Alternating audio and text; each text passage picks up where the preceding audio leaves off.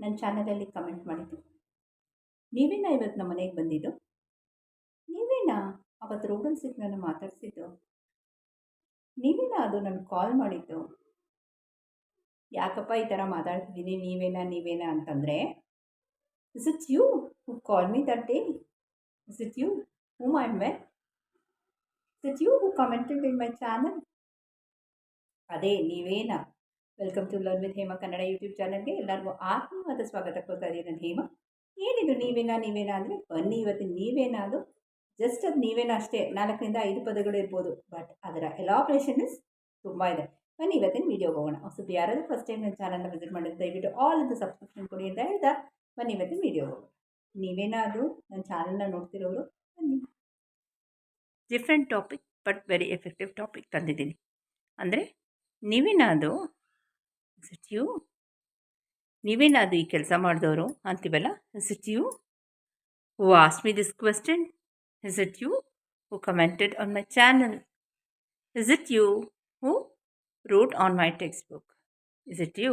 ನಾವು ಹೇಳ್ತೀವಲ್ಲ ನೀವೇನಾ ಸ್ವಲ್ಪ ರೆಸ್ಪೆಕ್ಟ್ ಕೊಟ್ಟು ಹೇಳಂಗಿದೆ. ನೀವೇನಾ ಇದು ಆ ಕೆಲಸ ಮಾಡಿದ್ದು?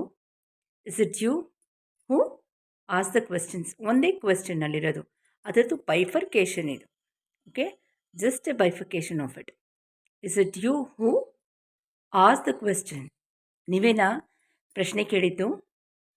Is it you who broke the door? ನಮ್ಮನೆ ಗಾಜ್ ನೀವೇನಾ ಹೊಡೆದಾಕಿದ್ದು? ನಮ್ಮನೆ ವಿಂಡೋನ ನೀವೇನಾ ಹೊಡೆದಾಕಿದ್ದು? ಡೋರ್ ನೀವೇನಾ ಹೊಡೆದಾಕಿದ್ದು? Is it you who went early to the school? ಇದೇನಾ ಹುಡುಗ ಅಥವಾ ಹುಡುಗಿ ಫಸ್ಟ್ ರ್ಯಾಂಕ್ ತೊಗೊಳ್ತಾ ಇದ್ದಿದ್ದು? ಇದೇನಾ ಹುಡುಗ ಲಾಸ್ಟ್ ರ್ಯಾಂಕ್ ಬಂದಿದ್ದು? ಇದೇನಾ ಹುಡುಗಿ ಲಾಸ್ಟ್ ರ್ಯಾಂಕ್ ಬಂದಿದ್ದು? ಸೊ ಆ ನಿಟ್ಟಿನಲ್ಲಿ is it you? Is it you is a very basic question to form any sentence completely. Is it what? Is it you ಅಂತೀವಲ್ಲ, ಅದೇ ಥರ is it you? Is it what? It happened ಅಂತೀವಲ್ಲ, ಹಂಗೆ ನೋಡೋಕೆ ಹೋದಾಗ is it you who went early to the school? ನೀವು ಸ್ಕೂಲಿಗೆ ಬೇಗ ಹೋದ್ರಾ? Is it you who got the last rank? Is it you got the first rank? Who got the first rank? Is it you who gave lunch to his sister? Is it you? So, is it you ಅನ್ನೋದು a basic questions in which 1,000 number of questions can be formed. ಅದೇ ಥರ is it what? ಅದೇ ಥರ is it what? ಅಲ್ವಾ? is it who ಮತ್ತು is it what? ಅದು ನಿಜನಾ? Next, is it you who gave the lunch? Is it you who rode the horse?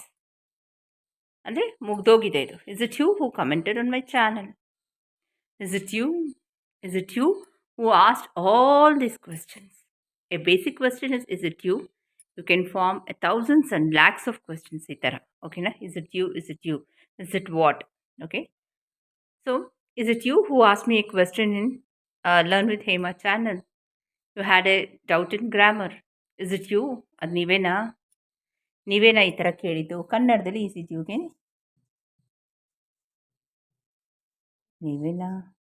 ನೀವೇನಾ ಅಲ್ವಾ?